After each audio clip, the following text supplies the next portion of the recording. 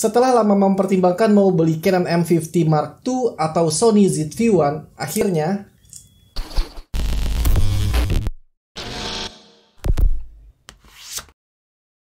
pertimbangan pertama saya itu pada saat memilih ZV-1 ini kemarin itu adalah harga. Nah, di budget 10 juta rupiah, pilihannya antara Canon M50 Mark II tapi body only atau ini. Alasan kemarin itu mau pilih yang Canon M50 Mark II karena saya udah ada M50 generasi pertama. Jadi aksesorisnya termasuk lensa kan juga bisa dipakai lagi tuh. Juga buat workflow bakalan seamless kayaknya ya, karena ya ini kamera buat kerja. Jadi transisi akan sangat cepat karena sudah sangat terbiasa dengan fitur, fungsi, dan cara pakainya. Karena pada dasarnya antara Canon M50 Mark I yang generasi pertama dan Mark II itu ya sama aja, cuma beda di tambahan fitur live streaming dan Clean HDMI. Tapi itu juga faktor yang akhirnya bikin saya batal pilih M50 Mark II. Kalian yang suka kamera pasti ngerasain juga lah, setiap kali kita ada nambah gear baru, apapun itu yang berhubungan dengan kameranya, itu nambah banget semangat kita buat megang kembali kamera, buat kembali bekerja. Nah, itu yang nggak bakal saya dapetin kalau saya kemarin pilih Canon M50 Mark II. Karena ya rasanya bakalan sama aja dengan kamera saya yang lama, ini yang lagi dipakai ngerekam. Lalu kenapa pilihannya jatuh kepada Sony ZV-1? Tadi yang pertama udah ya, harga. Ini 10 juta pas, kurang 1000. Lalu ini adalah kamera yang ditujukan buat vlogger. Jadi dia video sentrik sesuai kebutuhan saya dan dia didesain untuk digunakan sesimpel mungkin. Nah, ini yang rasanya akan melengkapi perlengkapan tempur saya yang low budget ini. Pengennya sih suatu saat bisa beralih ke full frame, tapi untuk saat ini APS-C dan 1 inci aja semoga cukup. Jadi nanti si M50 bakalan lebih sering nangkring di tripod. Nih sekalian saya coba zoomnya yang udah memang built-in. Nih saya rekam ya, tuh. Jadi si M50 dia nangkring dengan segala aksesoris dan kabelnya yang ada di tripod nempel, dan bakal ribet banget kalau harus copot pasang. Jadi nanti yang lebih mobile bakal lebih sering si Sony ZV-1 ini. Semoga dia bisa melaksanakan tugasnya dengan baik.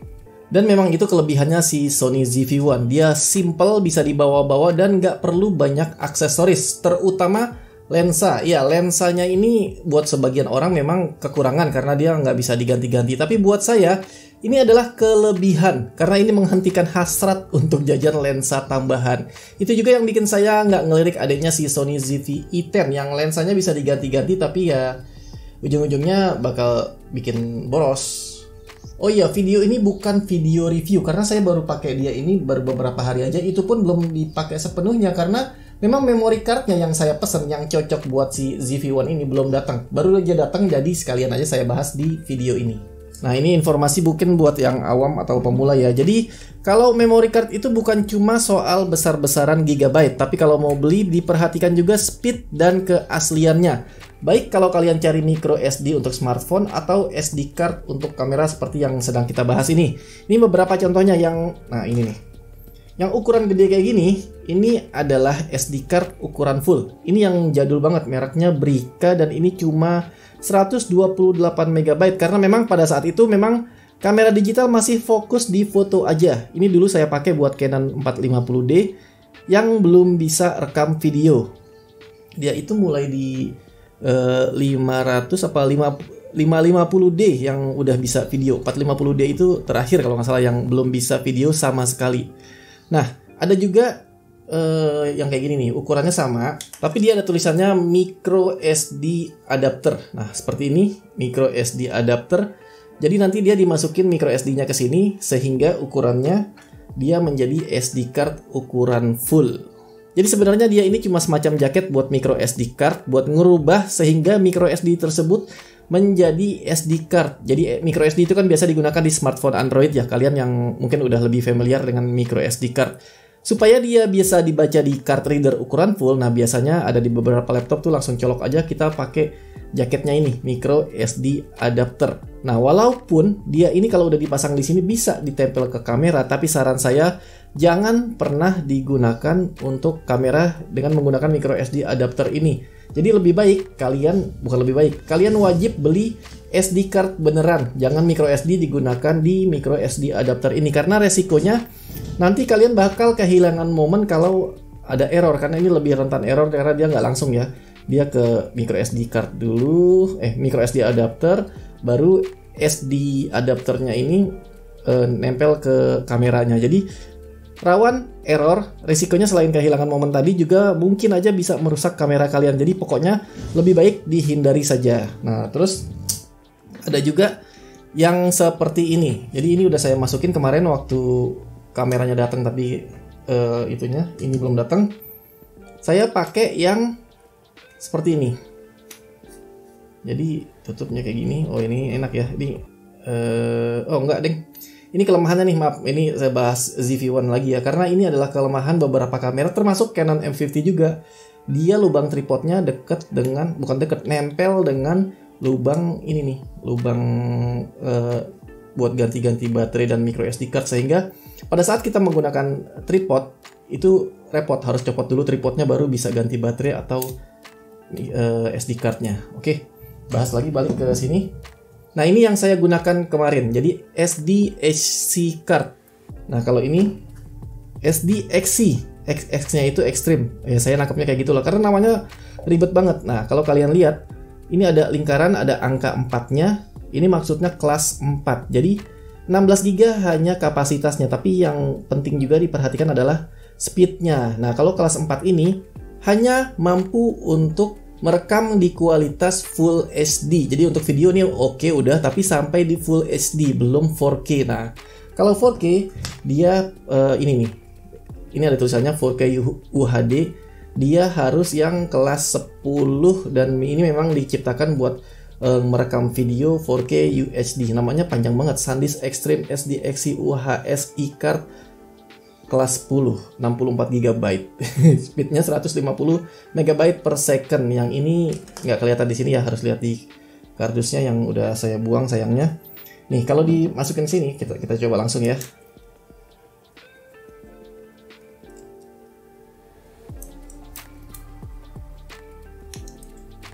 Nih, kalau kita paksa dia untuk merekam 4K dengan kartu yang ini, tuh ada tulisannya cannot record in this recording setting. Dia minta tuh ganti ke SDXC kelas 10. Nah, ini SDXC kelas 10 atau UHS min I. Oh, ini nih UHS 1 atau UHS 2. Ada lagi UHS 2, mungkin lebih cepat lagi dari yang ini. Yang pasti dia minta minimal SDXC kelas 10. Jadi harus pakai yang ini buat merekam 4K. Kameranya sendiri udah paham ya, udah pinter dia menolak.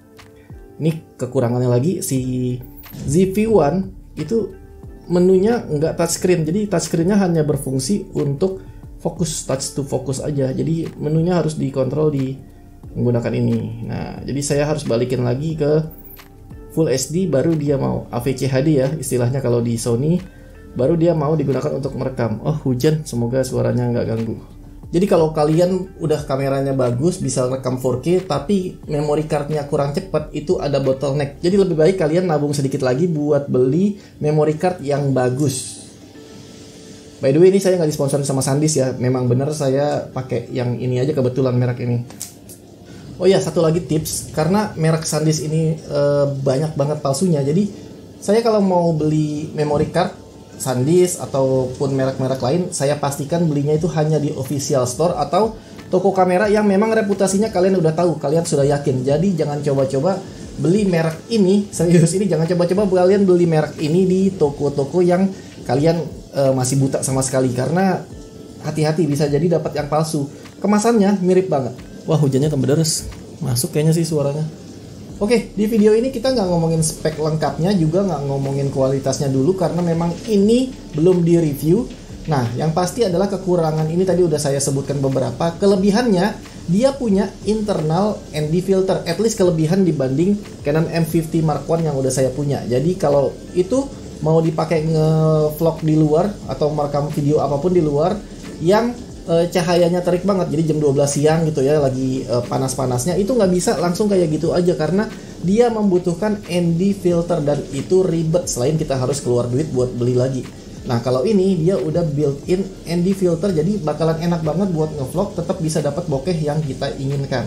Selain tentunya dia ada fitur ini ya, satu tombol langsung bokeh, yang mungkin kalian udah tau lah kalau yang suka kamera, ini kan udah setahun yang lalu keluarnya.